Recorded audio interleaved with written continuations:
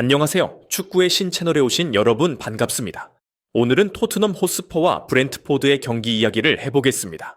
이 경기는 원정팀이 2대0으로 승리를 거둔 공격적인 플레이가 돋보인 흥미로운 승부였습니다. 그런데 이번 경기 후 언론과 전문가들은 단순히 결과나 손흥민의 득점 횟수를 논하기보다 경기 내내 손흥민이 보여준 리더십과 전술적 조율 능력에 주목했습니다.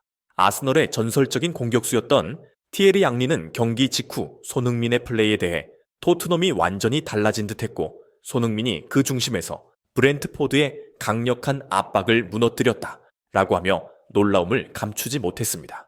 과거 벵거 감독이 최고 수준 공격수는 골만 넣는 게 아니라 경기 흐름을 읽고 동료들에게 지시하며 문제를 풀 능력을 갖춰야 한다고 했는데 손흥민이 이번 경기에선 그 역할을 완벽히 해냈다는 것이죠.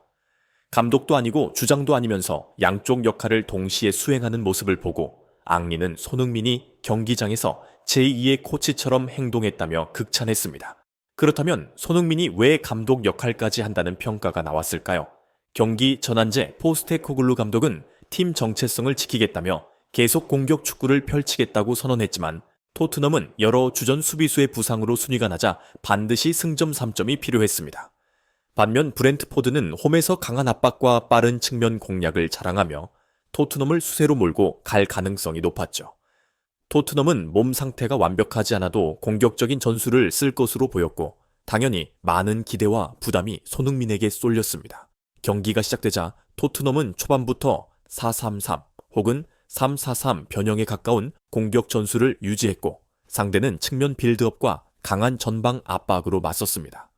그런데 약 15분이 지나자 손흥민이 측면에서 중앙으로 이동하더니 비수마, 벤탄쿠르, 골키퍼 등에게 손짓을 하며 과감한 전방 압박보다 수비 라인을 낮춰 상대 크로스를 차단하자는 지시를 내린 듯 했습니다. 카메라에 잡힌 건 짧은 순간이었지만 이 지시에 따라 데이비스와 그레이가 수비 라인을 내려서 상하단을 내렸고 토트넘은 밀집된 형태로 전술을 바꾸었습니다. 브렌트포드의 측면 크로스를 막기 위한 움직임이었는데 이때부터 상대 공격 기회가 눈에 띄게 줄어들었고 초반 실점을 피할 수 있었습니다. 경기 후 티에리 앙리는 스카이 스포츠 인터뷰에서 손흥민은 주장 완장도 없이 단 한 번의 손짓으로 토트넘의 전술적 사고를 바꿨다.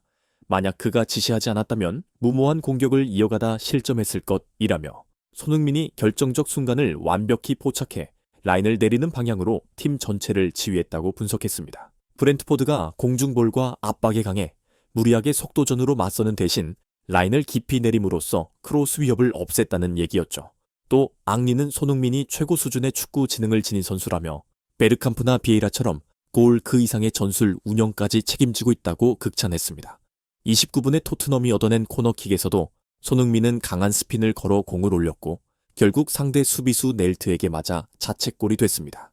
비록 손흥민의 직접 득점이 아니었지만 그는 선제골의 결정적 역할을 했습니다.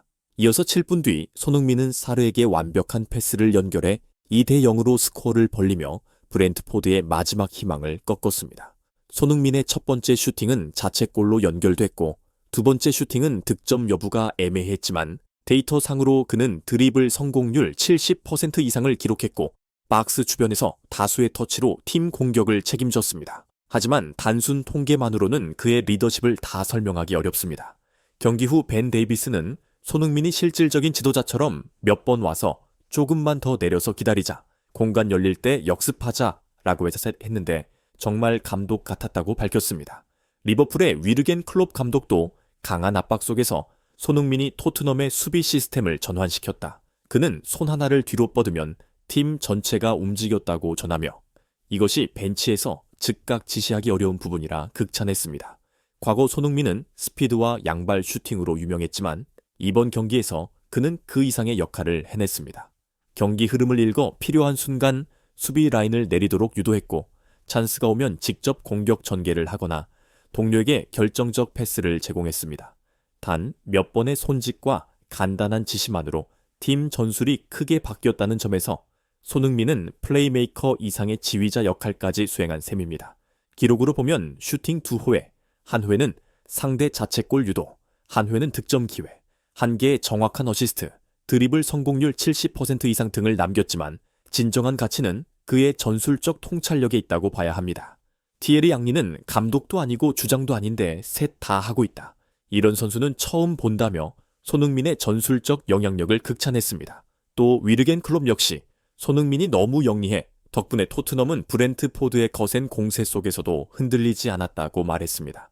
한국 언론도 손흥민이 단순한 득점 머신이 아니라 팀 전체의 흐름을 결정하는 심장 같은 존재라며 주목하고 있습니다. 이번 승리가 당장 토트넘을 상위권으로 끌어올리진 못해도 손흥민이 사실상 감독 역할까지 소화하며 위기를 돌파할 수 있다는 희망을 보여주었습니다. 물론 손흥민에게 지나치게 의존하는 것은 리스크가 될 수도 있습니다. 손흥민의 리더십이 극대화되려면 클루셉스키와 벤탄쿠르 같은 동료들의 지원이 필요하기 때문입니다. 그럼에도 브렌트포드를 상대로 한 2대0 승리는 손흥민이 경기 내내 보여준 조율 능력 덕분에 가능했습니다. 그 한 번의 손짓으로 팀 전체를 움직였고 결국 2골에도 관여했습니다. 티에리 앙리가 말한 감독도 아니고 주장도 아닌데 셋 다 하고 있다 는 문장은 그냥 칭찬이 아니라 손흥민의 엄청난 전술적 영향력을 상징하는 표현이라고 생각합니다. 토트넘은 이제 한 명의 스트라이커를 다 넘어 진정한 지휘자를 손에 넣은 셈입니다.